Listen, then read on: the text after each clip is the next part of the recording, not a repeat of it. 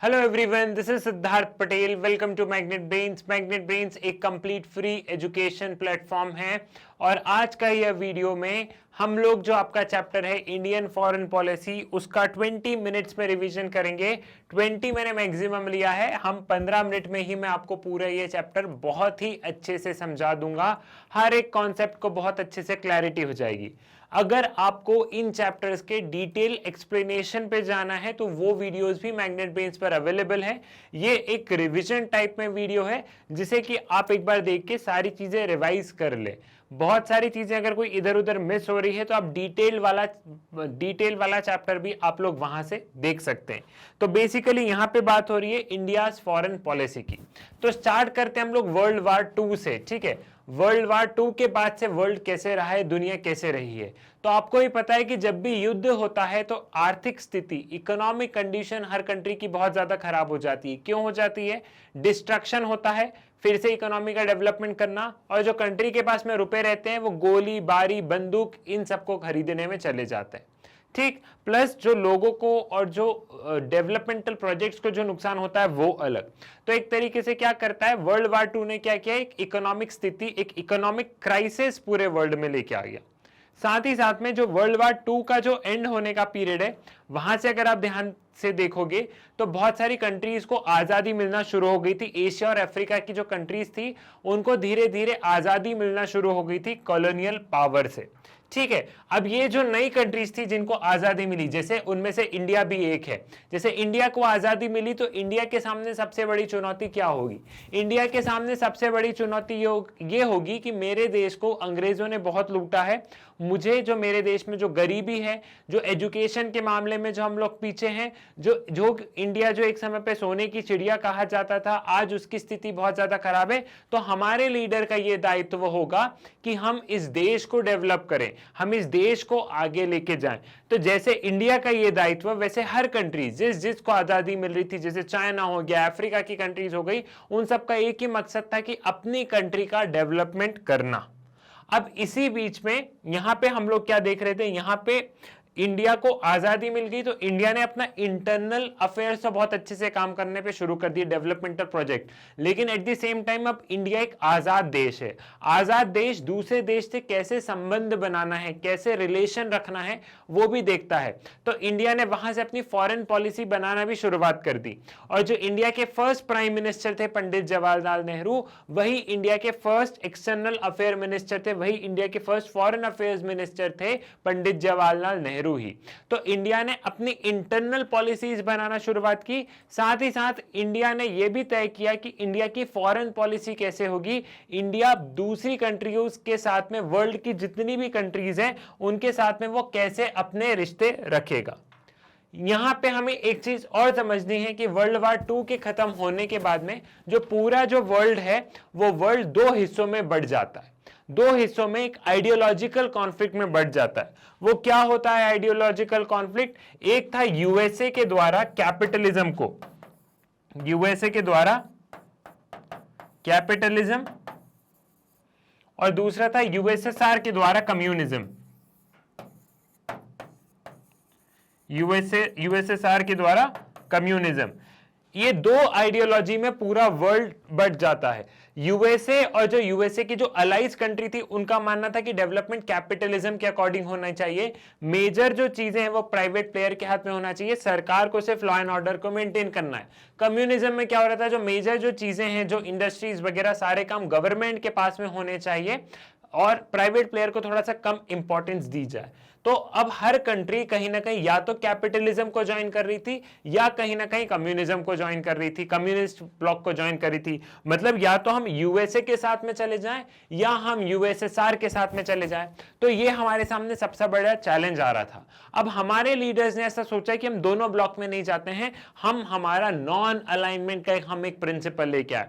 Non alignment मतलब क्या है कि हम दोनों ब्लॉक से बहुत डिस्टेंस में और हम दोनों ब्लॉक को एक तरीके से सपोर्ट भी करें और दोनों से हम दूर भी हैं। हमें हमारा डेवलपमेंट करना है, हम किसी पर्टिकुलर आइडियोलॉजी को सपोर्ट नहीं करते हैं। तो इंडिया का एक ये बहुत एक मान लो कि वर्ल्ड में एक बहुत अच्छा ऐसे मैसेज गया कि इंडिया एक रीजनल पावर बनने के उसमें है, क्योंकि हमने कुछ डिफरेंट सोचा, हमारे साथ में कुछ अफ्रीकन नेशंस वगैरह ये भी थे, हमने कुछ डिफरेंट सोचा है यहाँ पे और हम दोनों ब्लॉक को ज्वाइन नहीं करेंगे। तो इंडिया ने कौन सी पॉलिसी अपनाई? इंडिया ने पॉलिसी अपनाई नॉन अलाइनमेंट की। नॉन अलाइनमेंट की इंडिया ने यहाँ पे पॉलिसी अपनाई।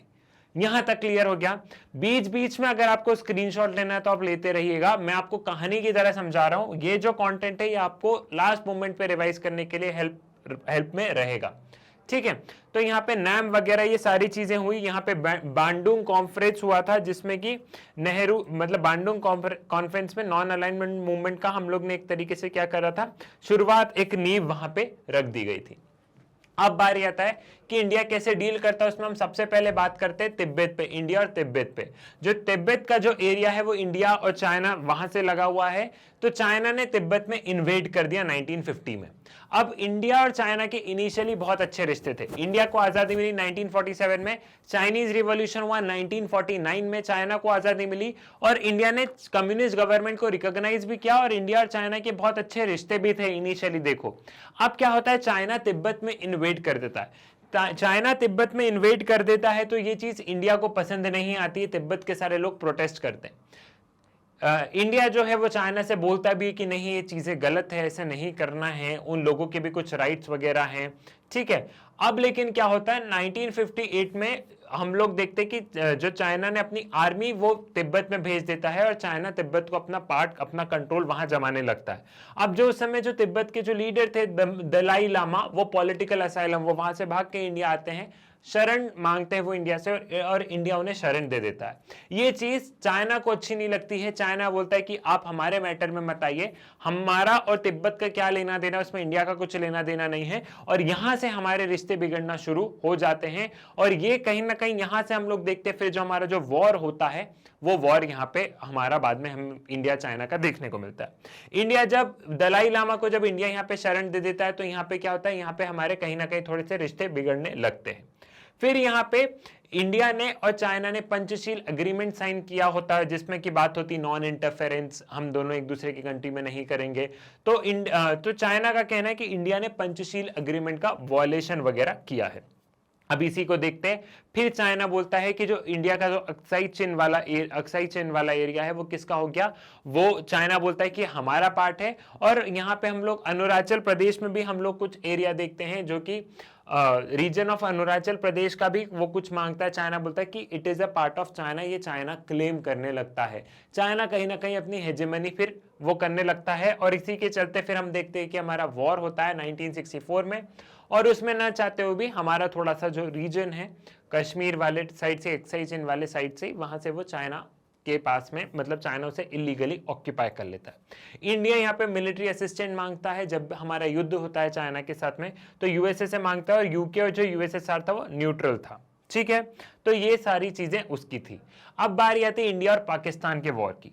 यहाँ पे पहला वॉर जो कश्मीर को लेके हमारा ओपन वॉर जिसे हम कहते हैं, एक पहले भी हो चुका था लेकिन एक ओपन वॉर जिसे हम कहते हैं वो 1965 में हुआ।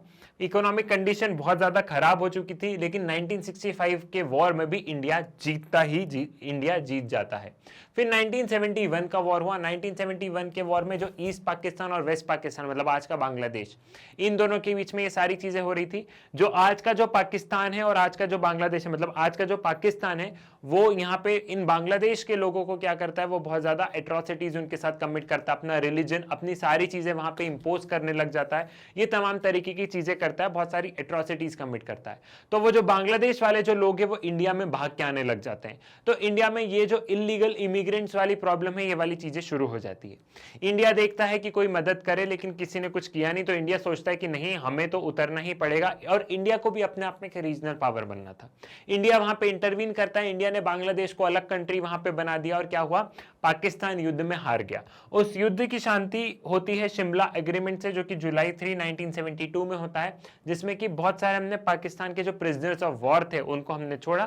प्लस ये एग्रीमेंट हुआ कि इंडिया और चाइना का जितने भी मैटर्स है वो आपस में सुलझाएंगे, इसमें वर्ल्ड के किसी भी लीडर, किसी भी ऑर्गेनाइजेशन का कोई रोल नहीं है।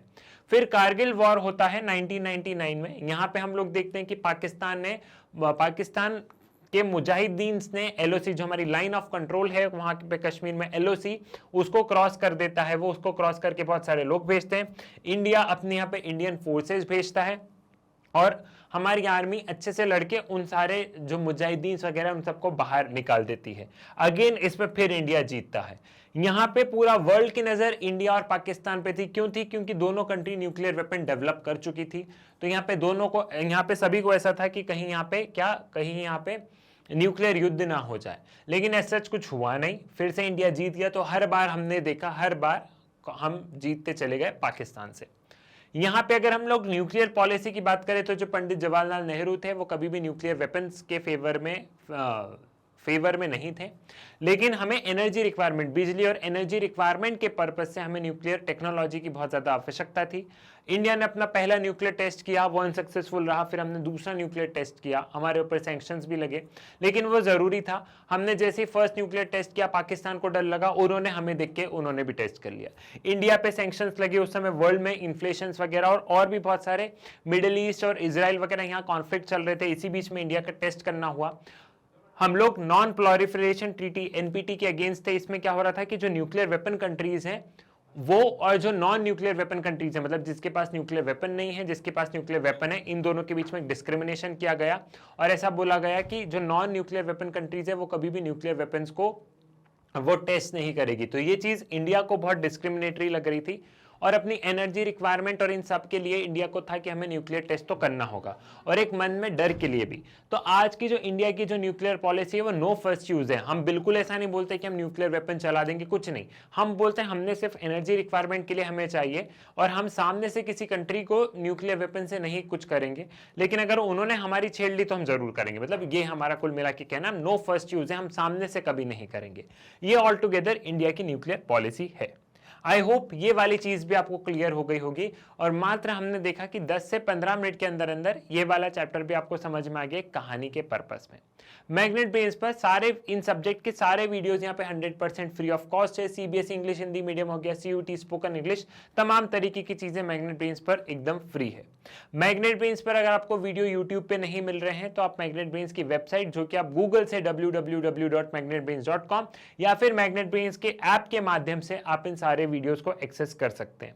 मैग्नेट ब्रेन्स पर बहुत सारा स्टडी मटेरियल भी उपलब्ध है, तो अगर उसके बारे में अगर आपको जानकारी चाहिए तो इस वीडियो के डिस्क्रिप्शन में लिंक है, आप वहां से जानकारी हासिल कर सकते हैं। मैग्नेट ब्रेन्स को आप लोग फॉलो भी कर सकते हैं। मैग्नेट ब्रेन्स के ऑफिशियल इंस्टाग्राम हैंडल से, फेसबुक पेज से, टेलीग्राम ग्रुप में ज्वाइन हो सकते हैं। क्योंकि मैग्नेट ब्रेन्स आपको free and quality education provide कर रहा है, तो आप लोग ज्यादा से ज्यादा मैग्नेट ब्रेन्स के बारे में बताइए, अपने कॉलेज, ट्यूशन, अपने भाई बहनों को बताइए, साथ ही साथ इन वीडियोस को भी शेयर कीजिए। वीडियो को लाइक कीजिए, चैनल को सब्सक्राइब कीजिए। मुलाकात होगी आपसे नेक्स्ट वीडियो में नए 20 मिनट्स रिवीजन वाली सीरीज के साथ में। तब तक के लिए धन्यवाद।